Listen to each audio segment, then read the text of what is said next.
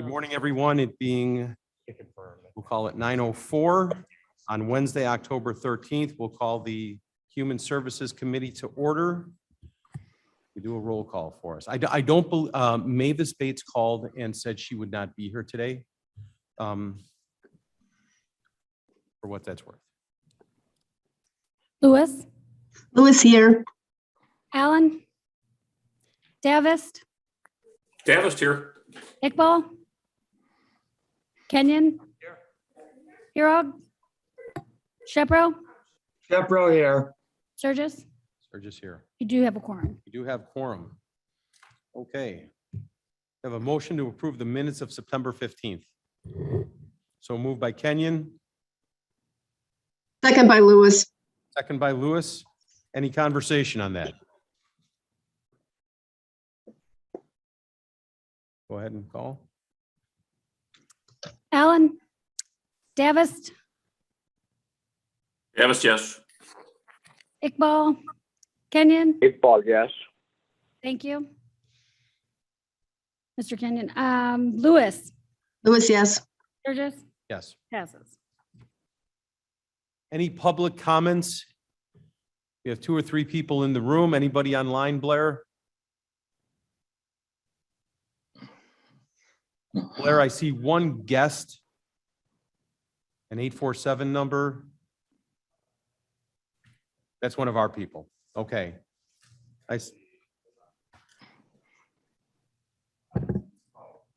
Okay, perfect. All right, I see no public comments. Monthly financial reports are on file. Was there any conversation needed on those? Perfect. Jake, Veterans Assistance Commission, and you seem to have help today. I do. We'll get to that toward the end of my presentation here. Fabulous. Thank you. Today, we're reporting on the month of August. All of our days pending for claims is trending faster than the average in the state of Illinois, so that's good.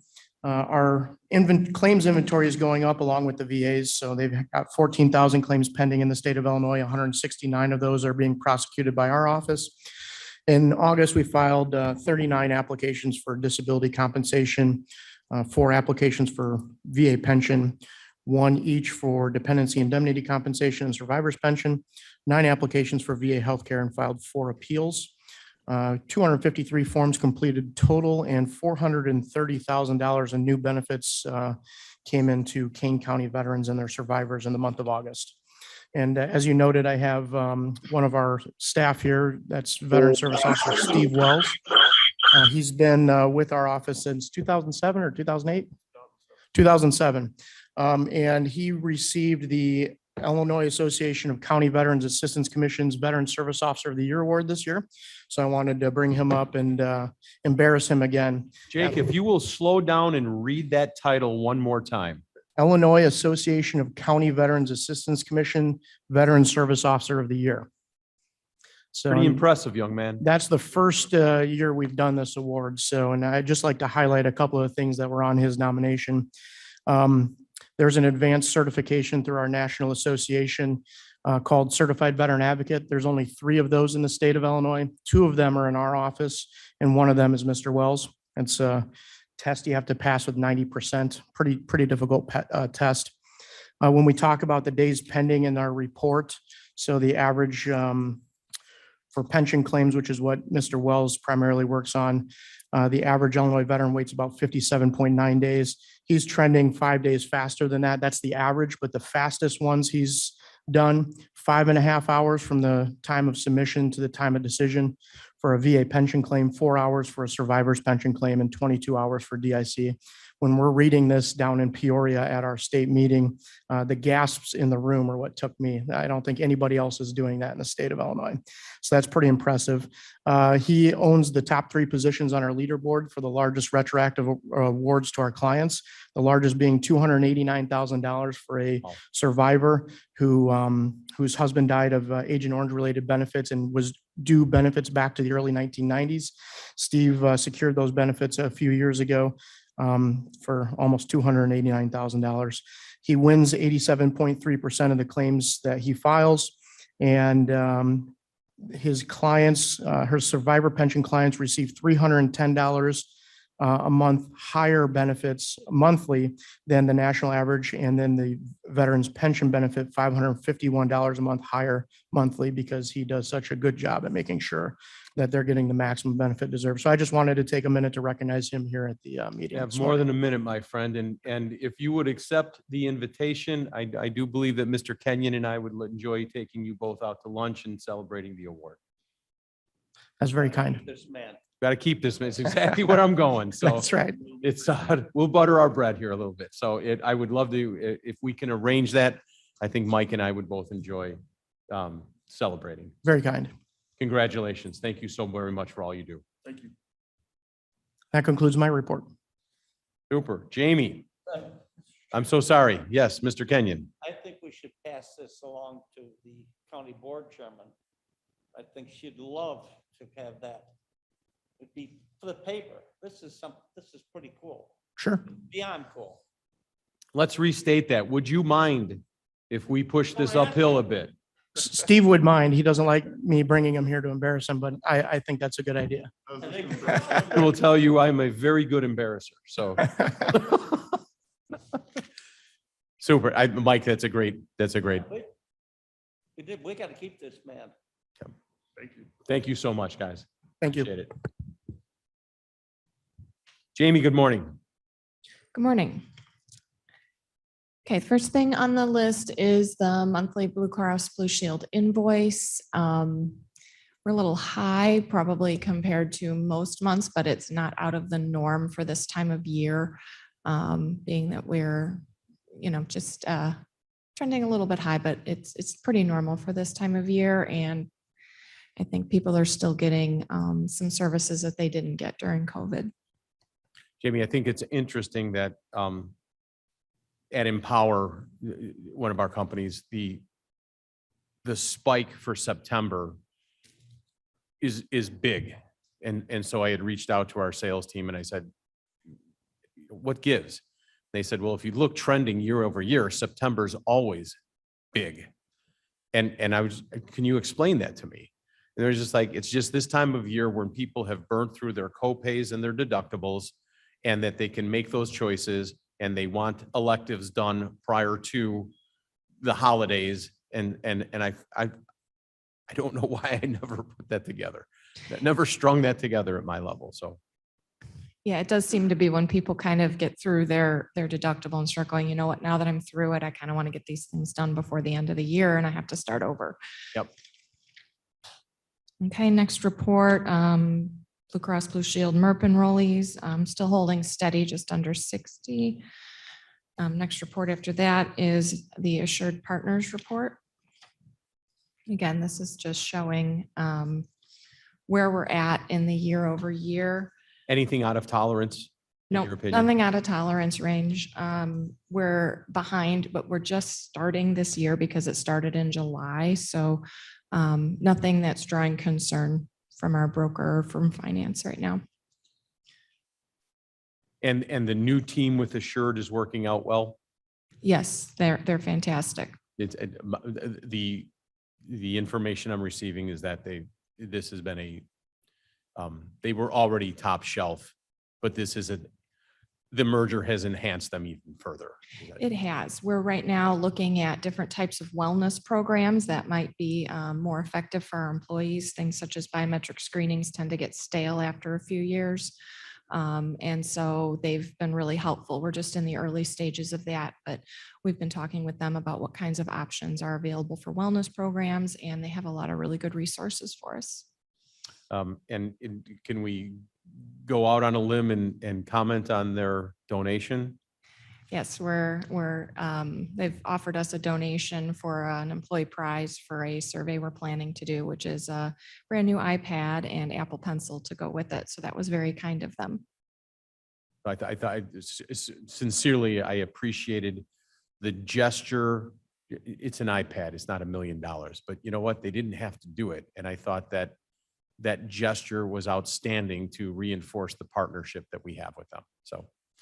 Yes, they've been excellent, and they've got wonderful resources now that they've merged. It's really expanded the resources they have available to us. Perfect. Were there any questions on any of those reports so far?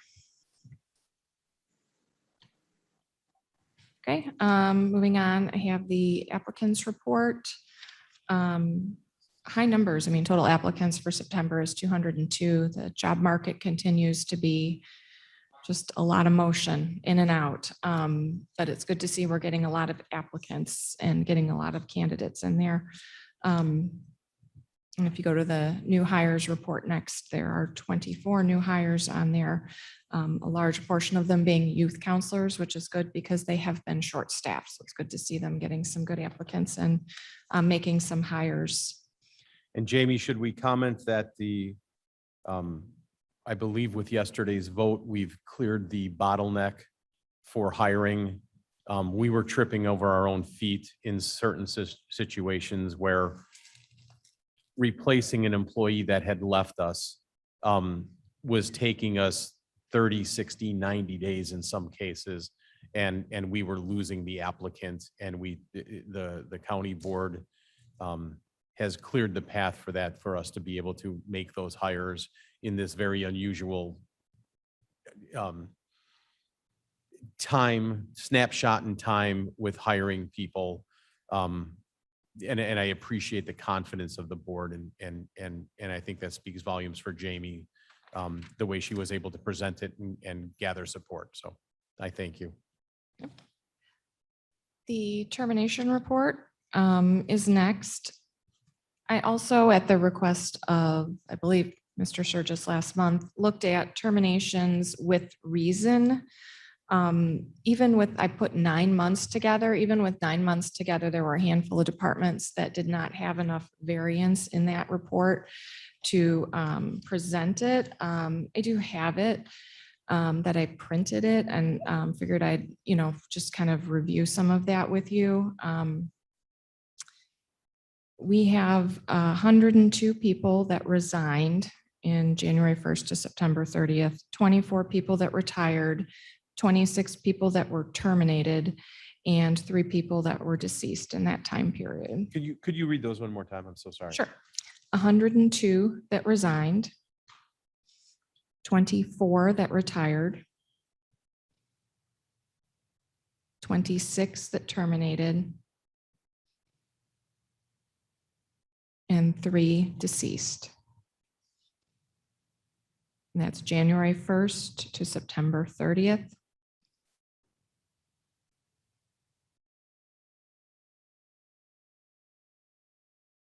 Anybody have any questions on those figures? Lewis, Davist, Iqbal, Shepro, Shepro. just of the 102 resignations, do you have any information? Are those leaving for the same job somewhere else that pays more, or any reasons assigned, or we don't know? I mean, I'm sure in many cases we don't know, but. We don't currently capture that based on comments from the committee last month. We're looking into a process regarding exit interviews. So we'll need to discuss that with the department heads, see what kind of process. So we're still working on that. But that is on the list of things that we're looking at right now, is to do an exit interview, or at the very least a form that that person can fill out and send to Human Resources. And then we can start capturing that kind of information for you. But right now we don't capture it. Shepro, a follow-up, Mr. Chairman. Please. Are any of the first 3 numbers, how do they compare with any recent past history, if we have that? Ken, let me ask that question a little bit differently. Jamie, if the notion is that we have 1,350 employees, and we're churning, what is this, 150 over a 9-month period, is 10% turnover, is that normal? I mean, I can look and see. I don't think it's, given how very unusual the job market has been regarding COVID and layoffs. I think it's difficult to use it to compare right now. It's been just such an odd year. I think some of the resignations, there's one thing that we currently don't capture that I'm going to look and see if there's a way to do it, is employees that move within county departments. You may have heard. Oh, interesting. Yeah. Court services stating that they lose a lot of employees to the sheriff's department. That's not currently captured as a resignation because they stay an employee of the county. So that might be something to capture as well by department. So Is I'll it have fair look to into say that. in those cases then that there was a vacancy at the sheriff's office and somebody from a different department filled that? So we still lost a person, but we don't want to count it twice. Is that? Correct. This is totals for the county. So these are employees coming to or from the county. And so when you break it down by department, it doesn't necessarily show you how many people that department lost and had to turn over. Because it wouldn't show up as a resignation. Let's say if a youth counselor at the JJC left and moved to the sheriff's department, it would not show up as a resignation to the Juvenile Justice Center because that person didn't resign, they transferred. Okay. And if it was as easy as pushing a button in 15 minutes, I would love to compare year over year to see just how out of the norm this cycle is.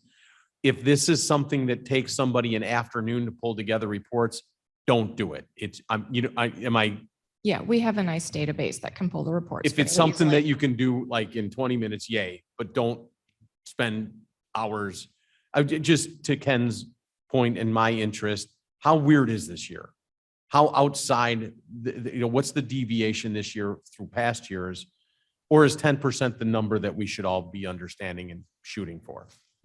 Mr. Chairman, Shepro, further question or comment? Yes, I'm sorry, Ken, go.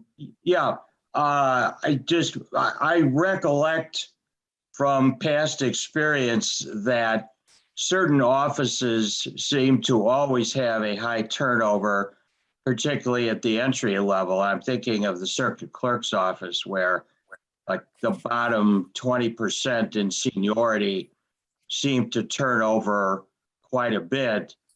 But you could look at other departments where there's very little turnover.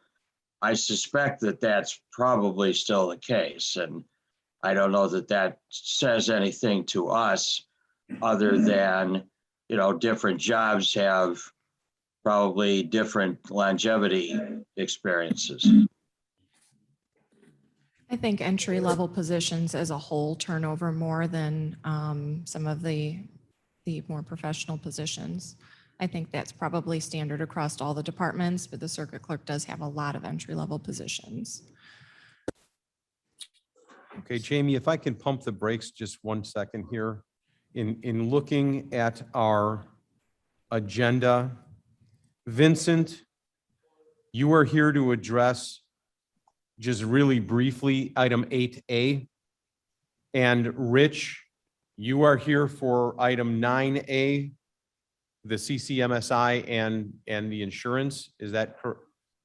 He's here for 9C. 9C. Okay, I just want to make sure that we keep moving along enough to make sure that we give Rich, CCMSI, and Vincent enough time.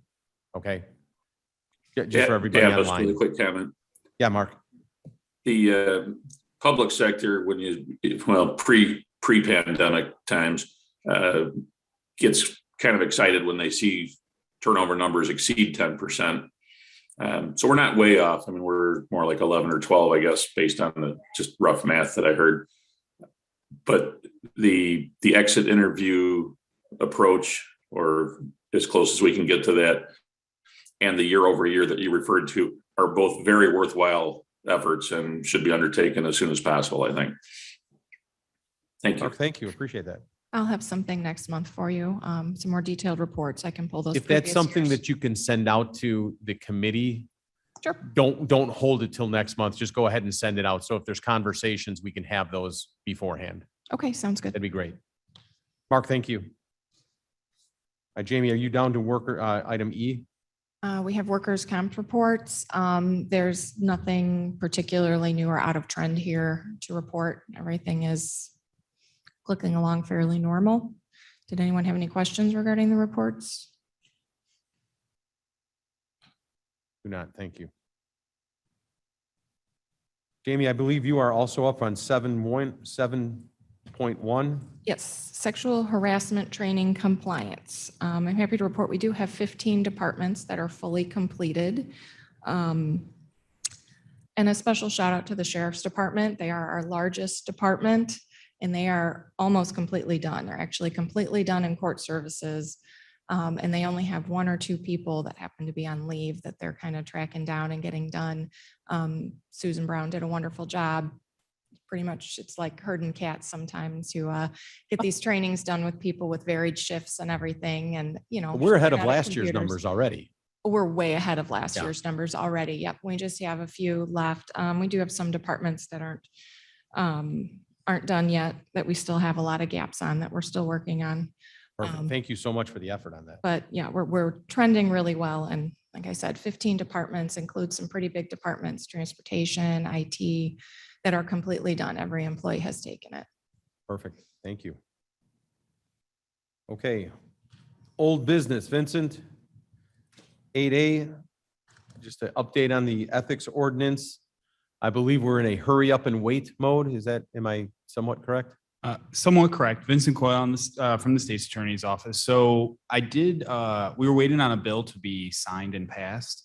And it appears that just this last Friday, it was signed. So I'm trying to get my hands on that and review it and then start drafting something. And I can put that together for Mo Iqbal to review regarding the lobbying. Because I know that was one of the things that. Mo, are you okay with that coming to you first instead of committee? That's fine if it will help, I think.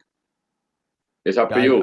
However, this committee wants me to do I'm it. absolutely okay with that. This was Mo's bailiwick and most interest. So by all means, start there and then bring it forward. Okay, that sounds good. So I will start reviewing that bill, making a draft and then submit it. Okay. And when you say needed to be passed, that was state level? The governor had to sign it. So it had been going up and down, it looked like. And so it appears that the governor just signed it this last Friday. So, Okay. so I can start. And Vincent, please, if you ever just have an update like this, feel free to zoom in so you're not, Oh, sure. your time is valuable. We understand that. So if this is an update that doesn't require, huge, please, the offer is there to zoom in. Thank you. I So, appreciate okay. it. Thank you. Mr. Thanks for all your- Chairman? Appreciate it. Yes, sir. Is that Shepro? Jepro, yes. Question for Vince? Yes. Yeah. My recollection is that the governor had vetoed one of the ethics bills and suggested revisions, and that was supposedly coming up next week when the General Assembly goes back into session. Do you know anything about that? I know that if it's the bill that I was looking at, which is, 539, the governor did veto it with suggestions to make changes. I thought it went back and it was just recently signed by the governor, but I can double check that. And certainly when it is signed, I can get a draft together. Thank you. And I guess effective date is probably January 1st. That's what I haven't seen the effective date yet, but that would be my guess. But Ken and Mo, that wouldn't preclude us from moving forward. No. I don't want to wait till January 1st No. to start working on this. Is there any reason we can't do this in tandem? No, waiting for that? the purpose of my question was to discern, you made a comment about hurry up and wait, and I wondered if there would be a hurry up, because when they have passed some of these things in the past, they have included a mandate on lower level governments to do the same, often with unrealistic deadlines. Ken, just so we're clear, my comment was to pay homage and respect to Mr. Iqbal, who has been ever so Yes, patient yeah. on this. And I don't want him to think that anything's sitting on a shelf growing dust. We literally can't move forward at this point, waiting for that information. And now that if that's there and final, then let's go ahead and move forward. So. I would think we could move forward even if it wasn't final, because obviously the county has authority to do certain things regardless of what Springfield does. Thank you so much. Thank you. Thank you. Jamie, who is up for the Health Department analysis? I'd like to introduce Pat Farah. She's been contracted as a consultant to help us with the health department analysis.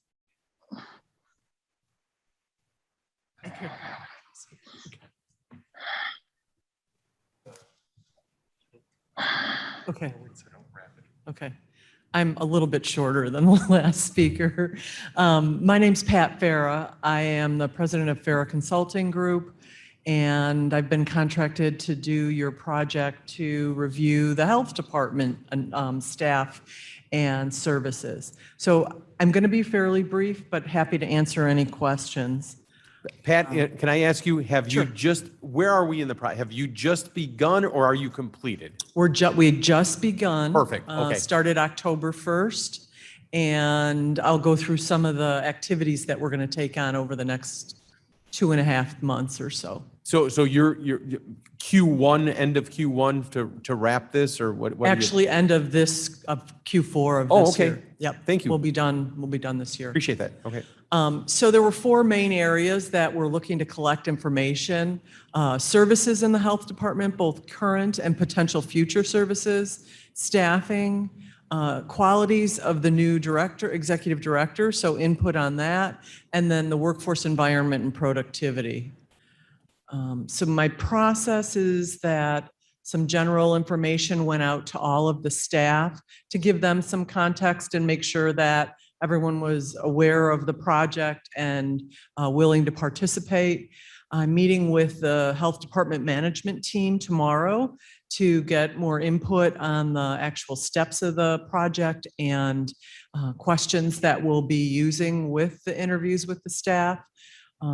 Kathy Foster has met with union leadership to make sure that they're aware of the project and ask for their input and support on the activities. And then the final piece is to do interviews with every staff member in the health department. So this is just an overview of the staff interview. We'll do an introduction, do the actual interview, and then wrap up. Staff will be given the opportunity to submit a written comment form as opposed to having to answer face-to-face if they're not comfortable with that. This is a list of the sample questions that we'll use. I am going to review these with the management team tomorrow to make sure that we don't have any duplication in questions, see if there's anything else that they want to include, other probing areas that I should make sure that I address as I'm meeting with the staff, but this is kind of the general focus of them. Every interview, I will speak with every staff person. Every interview will have some kind of ground rules, and I wanted to give you information on what those were.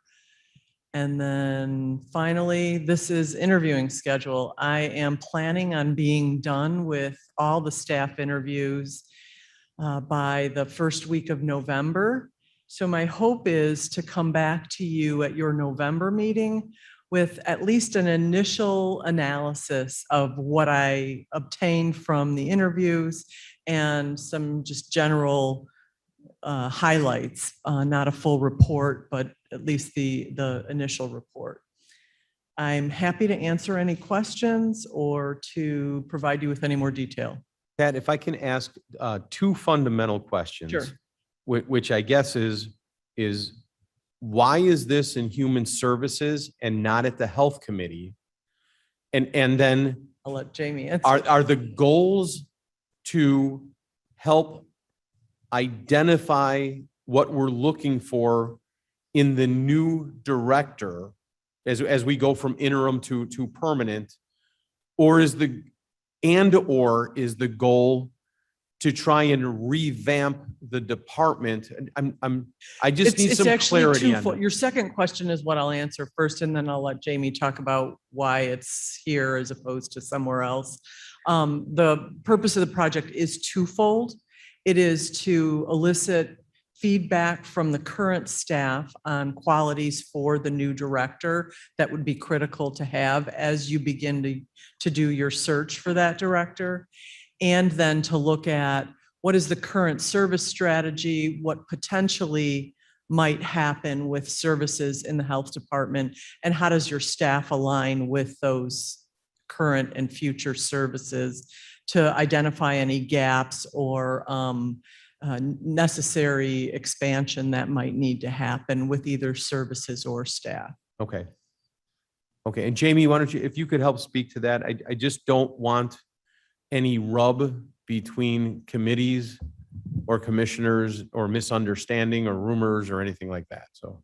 My understanding is everyone's aware and was in agreement that the health committee is more programmatic and they look at the services provided and development of programs. This analysis is very based in staffing and hiring of the new director, which would be more under the scope of human services. So Madam Chair had discussed that with me and felt that it was best for this to come to Human Services as a report because it is more of a human resources topic and because I will be working directly with Pat on this project as it moves forward. So most of the recommendations are expected to be staffing-based recommendations. Okay, Any programmatic things that are necessary would go through health. okay. And for the record and for everybody online, Jarrett, who chairs the health committee, and I have had zero conversation on this whatsoever. This is truly being done independent. And we look forward to review and how we might be able to help that committee and that department. We're more than willing to, expend the effort. So. Great. Mr. Chairman, Chaparro, question? Yes, or sir. Comment. I would assume that if the results of the report are that there are any sort of fundamental structural changes that would be appropriate for the health department, that would go to the health committee for action. I'm going to let Pat and Jamie. Yes, sir. I believe that would be the case if we were talking about new programs or different services or kind of expansion of the health department. That would all go through health. This is more about staffing as needed to complete the existing missions of the health department. So this is focusing more on the staffing and the qualities needed in the director to make sure we have the right staff structure in that department. Thank you so much. Ken, did that answer your question? Not really. I mean, I guess there's obviously going to be interface between programs and the people executing them. So I guess we really wouldn't know the answer till we see what the report says. Pat, is that a fair assessment? Yes. Okay, Anita or Mark or Mo, any questions on that? Comment, Davis. Jamie's correct, Ken. The staffing issue here is what it is, and that falls to Mr. Surgis and his, stellar committee that we're all on. That would be our committee, yes.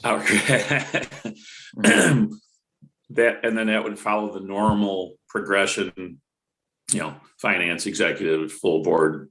Once the staff position is chosen, filled, approved, the programming part would take over. And yes, Mr. Sanchez and the health committee would certainly then have immediate supervision over those discussions and choices. So I believe we're going about it the right way.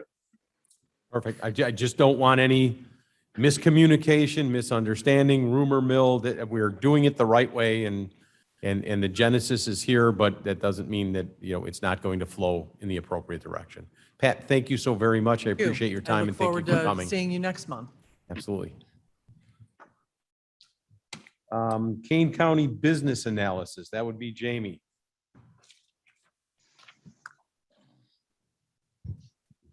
I just wanted to give you an update as we're beginning the business analysis that was approved last month. We've contacted all the departments and department heads, and we have had only 2 departments that have elected not to participate, and that would be the recorder and the Regional Office of Education. Every other department, of every other elected official other than those two has elected to participate and has provided organizational charts I'm sorry, the recorder and whom? and the Regional Office of Education. If I can ask, how big is the recorder's office? How many people? Just off the, I have it here.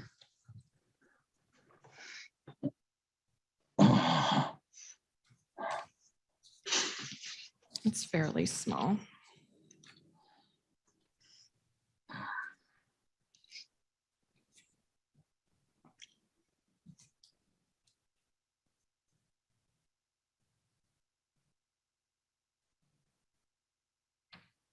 the recorder Sandy Wegman's office? Yes, it is. There are 11 people in the recorder's office. Okay, and then the Regional Office of Education? I don't have that number here with me. Mark or Ken, does anybody know that?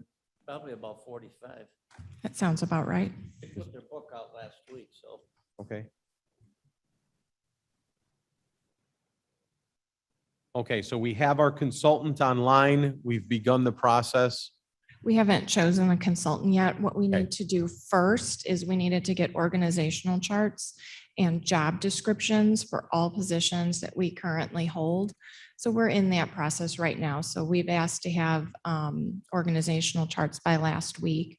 So we've received those organizational charts with the exception of a couple of departments that are larger that are still working on them, but they're actively working with us and we should have those soon. And then we've asked for job descriptions by the end of October. Once we have a full inventory of those job descriptions and we within Human Resources working with the department heads, we'll get those job descriptions in the same format. Right now, every department uses a different format. And once we have those consistent details and a full inventory of the jobs, then we will be able to have that properly quoted. So I will begin working with purchasing and we will make sure we interview according to the purchasing ordinance 3 or more possible candidates and pick the one that best fits our project. Perfect. I so rarely get to use my analytics hat, and I'm so excited to be able to dive into this one. Thank you so much. Mr. Chairman, Shepro, question. Yes, sir. My understanding is that state law requires every elected office to have and publish an organization chart. So I'm wondering what the basis would be for, say, the recorder's office to decline to furnish one.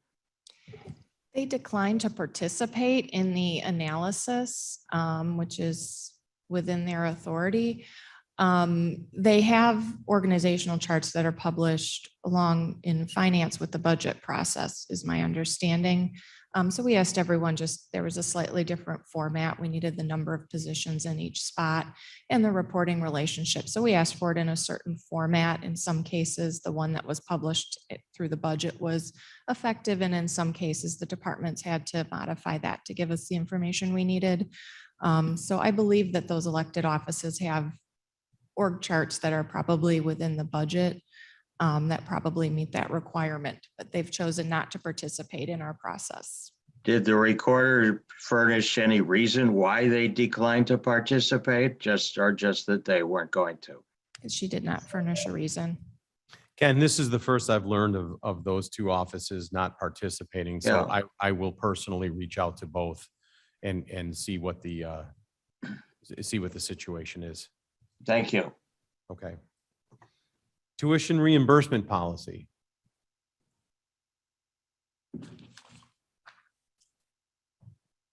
I've put the policy just with some comments. I asked last month just if there were any comments, and I do thank Ms. Lewis for providing some comments on that. They were the only comments I received. Jamie, hang on. Can you, whoever's running the computers, can you put that last screen back up? Thank you. Go ahead. So I just added some comments here to kind of point out some of the things that I think the committee needs to discuss. These decisions are really, I think they're policy decisions and they need to come from the committee on how to handle some of these issues that I've highlighted that have come up with the policy. And then once I have feedback from the committee, then I can prepare a draft for approval. Is this something that you're seeking today? I'm not seeking an approval today. I'm looking for feedback from the committee as to how they would like to handle some of these points that I have brought up. Can, as a committee, can we agree to interface with each other offline and discuss these and try and bring some consensus back to Jamie by next meeting? Is that okay? Or is that moving too slow? No, that's absolutely that's fine. That I just wanted to make sure that these policy decisions really originated with the committee rather than making a suggestion for your approval. So any feedback you'd like to give as to the answer to some of these questions, and then I can work on preparing a draft for you. Does anybody have any problem with taking this offline and discussing it individually? Are we talking exclusively employee tuition reimbursement, and how many pages worth of changes are we looking at? We are talking exclusively the employee tuition reimbursement program. And I think it's 3 or 4 pages long total. Oh, okay. 3 or 4. Okay.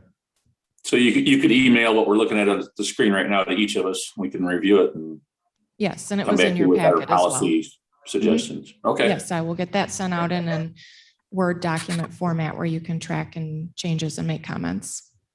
Sure. No, that's fair. Okay. Mark, can you teach me how to do that so I can add comments? Oh, I don't know how to do it on a computer. That's why we have an IT department to bail me out all the time. I can still read though, most of the time. Jamie, thank you for your hard work on this, and I appreciate everybody's anticipated time on this. We'll try and congeal all this together and get it to you for presentation. So, Thank you. okay. New business say resolution congeal? approving. I'm sorry. Did you say congeal? We're gonna congeal this thing? Congeal, bring it together. Isn't congeal a word? You guys all yelled at me last meeting for using the wrong word. I think It's this just- one means solidify. So I think you're Solidify. okay. I like Jamie's better. Holy cow, this is a rough crowd in this committee. I'm just saying. You're lucky Chaparral's sleeping. Otherwise, Exactly. I resent that. I All think right, that's- item I think 9A, that resolution approving Congeal is 2-year fine. third-party claims administration service agreement with CCMSI. CCMSI is our current provider for our workers' comp claim management. They have been an excellent partner and do provide us with top-level services. There is a small reduction actually in the annual fee due to our claims volume. So the claims admin fee is right on target and was easy to agree to. They did add a fee for subrogation services that had not previously been in our contract, but after discussing with our broker, it is a very normal fee to assess and met industry standards. I did negotiate a little with them and was able to work it down to a cap. They had a $50,000 cap on it, and I was able to negotiate that down to a $15,000 cap for the 2-year contract period. So if I can just jump in on this a little bit, CCMSI, we asked them just a few years back to add an additional claims adjuster for us. That claims adjuster has proven time and time again that having that individual has significantly impacted a reduction in our claims frequency and severity. It's been wonderful. I don't know how we paid or how they absorbed the cost of that claims adjuster, but in this new contract, they inserted a fee that they were asking for. Jamie did bring that to my attention. We did make several phone calls to find out if the fee was reasonable, and it was. The fee, to my understanding, does not get paid unless they subrogate and collect money back. Yes, it is. So it's not like we're paying for a service that's unused. They have to something and they get a percentage of that win. Is That's correct. Yes. that in the simplest form I can make it? Yes, they get 20% of any third-party recoveries that they make. So if we incur a You've claims capped charge- that now. You've negotiated a cap on that of 15,000. Yes. Okay. And I just want to make that clear. That is a change from our normal operation that truly doesn't cost us any money. It is the incentive for them to go and continue and do their job, aggressively. And they didn't ask for additional compensation when we added the additional adjuster. So I think this whole thing is fair as could be. I think it's a good contract, and I recommend we accept that for 2 years. Okay, Mr. Davis, can I get a motion on that? Yes, I so moved. And I Allen appreciate seconds. your Iqbal seconds. clarification that Deb it Allen, welcome anticipated to the my party. question. So Thank you. Thanks so much. This is Kane County Government operating out of St. Joe's Hospital. Oh, I'm so sorry. Thank you. Okay, any conversation on this? Can we call a vote? I like the clarification. It operates like a contingent fee. We're only paying them if they succeed. So I think that's so important. I just wanted to. point that out. absolutely, that would have been my question, but you Okay. covered it. Allen, Allen, I. Davis, Davis, yes. Iqbal, Iqbal, yes. Kenyon, Lewis, Lewis, yes. Sturgis, Sturgis, yes. passes. Resolution authorizing contracts for automotive body and paint repair services. I don't know what this one is. Jamie, I'm going to pitch this right to you. The reason we use collision repair services is because of insurance, and it could be used by any county department that gets in a vehicle accident. So my understanding from purchasing is this typically flows through human services. So we needed to quote out those services. We do spend quite a bit of money annually. I think it was $130,000 last year for different collision services. So that was quoted through purchasing, and they got 3 proposals. All 3 proposals were good, and the sheriff's department wanted to be able to utilize any of those. And then we will see who provides the best service. So in the resolution, it says automotive body and paint repair service. Is that a company? No, that is the service. And there are 3 companies that provided quotes that were approved by purchasing. And so our county departments would be able to choose from any 3 of those approved vendors for collision, automotive body and paint repair service, which is typically collision service. And I think everybody understands that I oftentimes will ask questions that I know the answer to, but I'm just doing it for clarity and to make sure that it's in the record. And as an insurance agent, our agency likes to use 1 or 2 body shops, and everybody says, why don't you just use 1? Well, because they get busy and they can't handle it. So you need to have a 2nd or 3rd shop, especially when you have a fleet. There's a hailstorm, there's the first snowstorm, and all of a sudden you're waiting for your car, a month and a half. That's not appropriate. You need to have multiple vendors that can do this. And I'm happy that we've at least accepted 3. So that being said, Mark, can I get a motion on that? Allen moves. Alan moves. Davis Paul seconds. seconds. Any questions or conversation? Mr. Chairman, Yes, ma'am. sometimes one shop is better at doing pinstriping than another shop. So you want to know each shop's strengths. Deb, you're the best. Thank you. Or Alan, flames. You could get flame decals on it. Sorry, go ahead. Allen, Allen, I. Davis, Davis, yes. Iqbal, Iqbal, yes. Kenyon, Yes. Lewis, Lewis, yes. Sturgis, Sturgis, yes. passes. Thank you. Item C, new business, item C, the 2022 insurance policies. Rich Ryan is coming up to the podium for those online. Rich has pretty graphic reports, all colored. And Rich has been a busy guy. Rich has been a busy guy trying to make things happen. I think we reported back a few months ago that One of our carriers was pulling from the market. It had absolutely nothing to do with us. Carriers pull from certain markets, but replacing that carrier has proven to be quite a challenge. In addition to that, I believe our cyber insurance, as the world has moved on and each iteration of this cyber insurance is intensified, the carriers out there were requiring us to do certain, take care of certain things and put certain processes in place, such as two-factor authentication and stuff like that. And so our IT department has been just nothing but cooperative with Rich and our team, but I don't want to make that sound as if that's normal. I mean, we had to roll up our sleeves and do some work. And Rich, why don't you go ahead and walk us through? Thank you.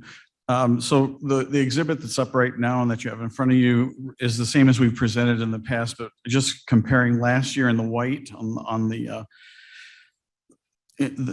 Trident program and then showing where we're at now. We went out to 22 carriers that are available to do excess liability. What I was able to do was leverage the county's longevity with Safety National, who had been your excess workers' compensation carrier. About 8 years ago, Safety entered the public entity liability marketplace. They do not provide any property insurance, but they do liability. So we were able to go to them. Our next closest even to this number was a Chubb program that was in the I said over 850, it was actually over 900,000. So compared to the 573,000 that Safety National came in with, this was the best result we've gotten to date.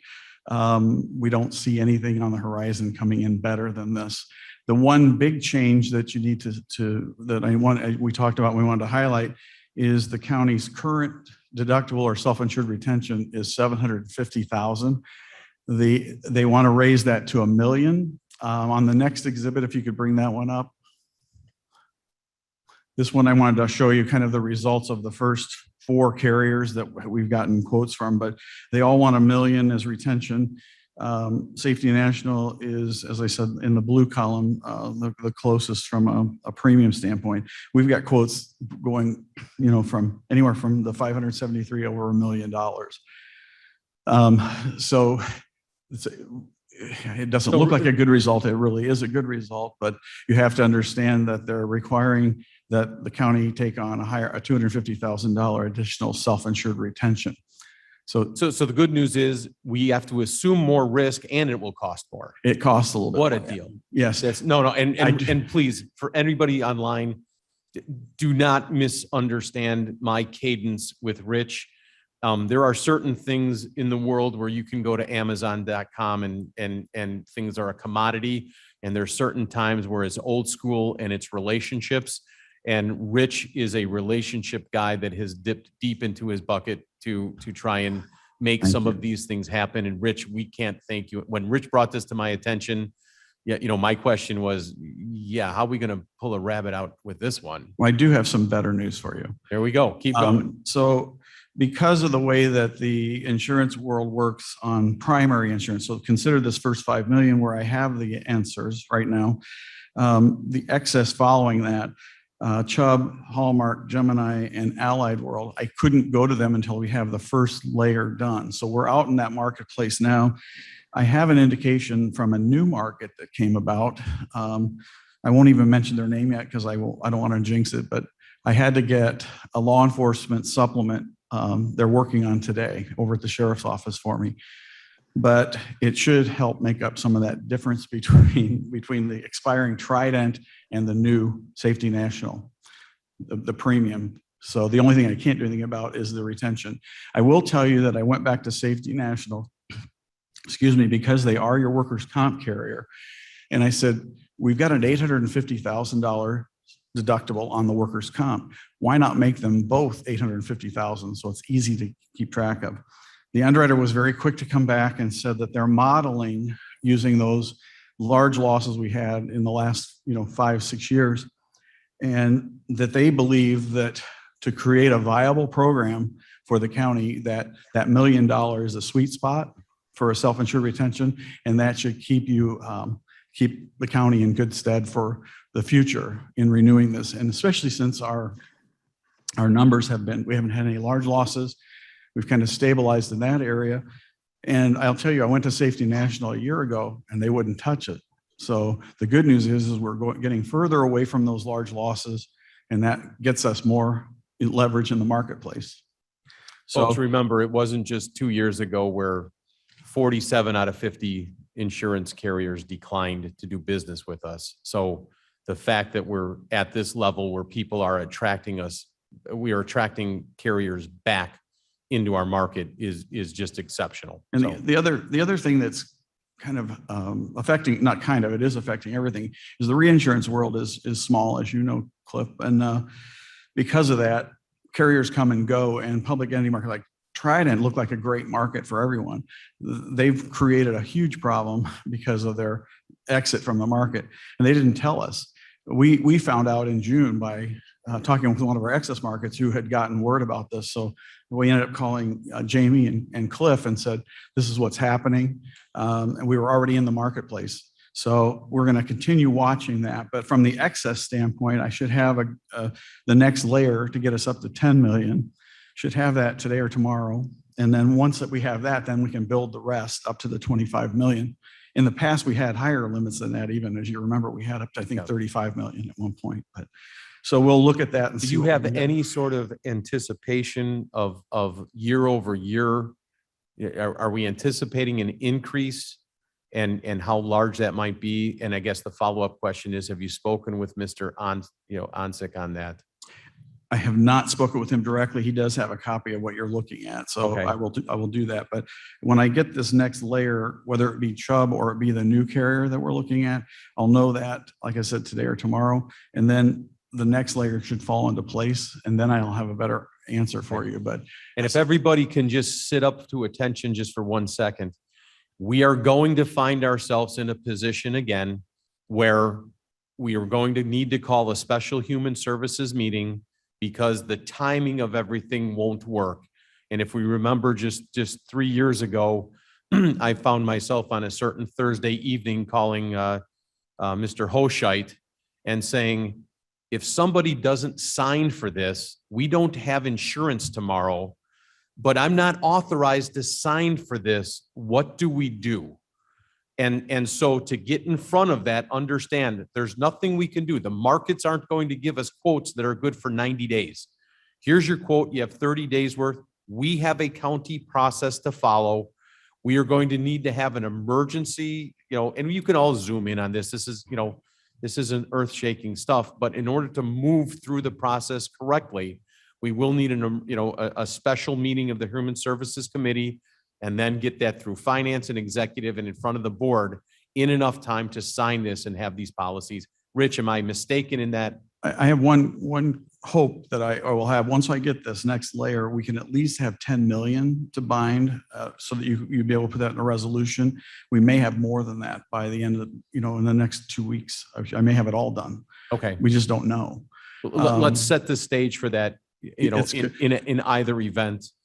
And then my question for I guess, Mr. Shepro would be, if we get to the point where we have figures, but we don't have another Human Services Committee beforehand, can we bypass Human Services and go straight to finance with this?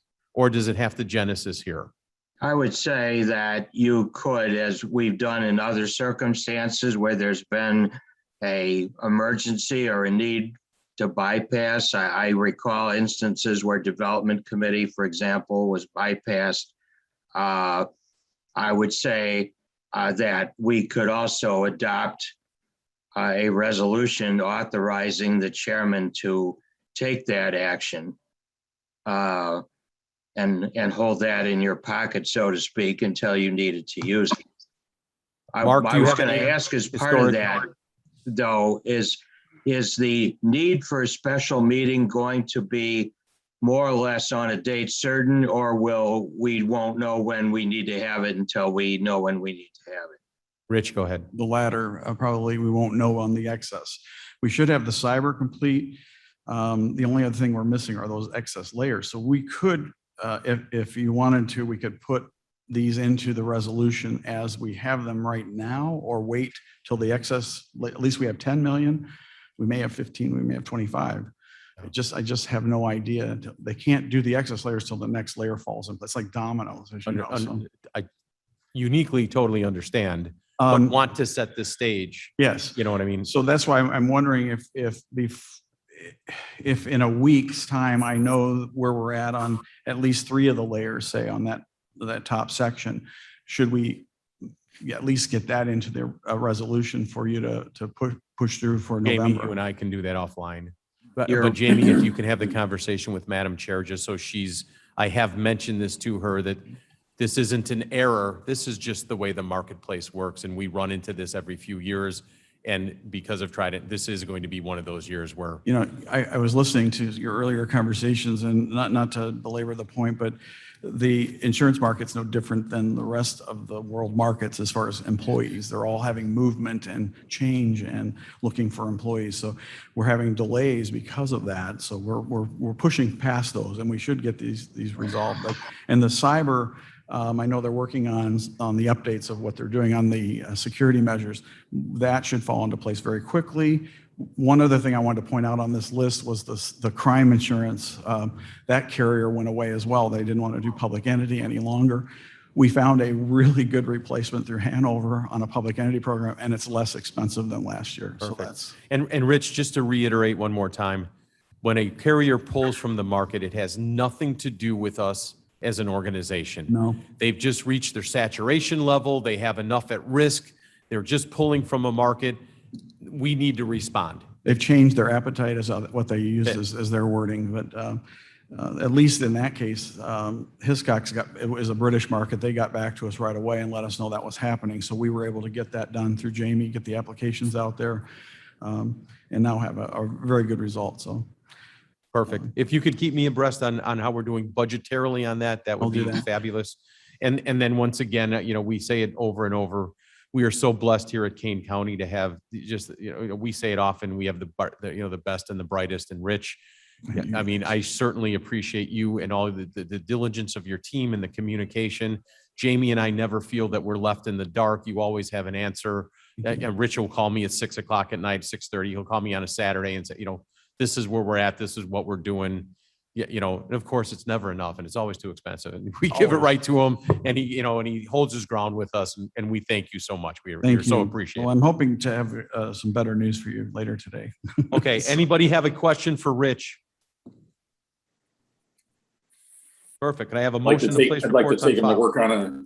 I'm sorry, I Mark, also go ahead. have, on a personal level, I've got a carrier who left the market and has left me high and dry, but it's not in Illinois, so I can't have Rich come work on it for me. We do out of state. I'll call you. There we go. Could I have a motion to place reports on file? So moved. Davis. Alan, second. Sure. Alan, second. There we go. Any conversation for reports? Call the roll. Allen, Alan, aye. Davis, Davis, yes. Iqbal, Kenyon, Lewis, Lewis, yes. Sturgis, Burgess, yes. passes. I see no need for executive session. Deb, I don't know what's going on with your family or with the hospital there, but blessings to you and I hope all is well. Godspeed there. Motion for adjournment, Mr. Kenyon, I would move. Mr. Davis. Davis, second. There we go. All in favor, say aye. Aye. Opposed? Motion carries. I thank you all.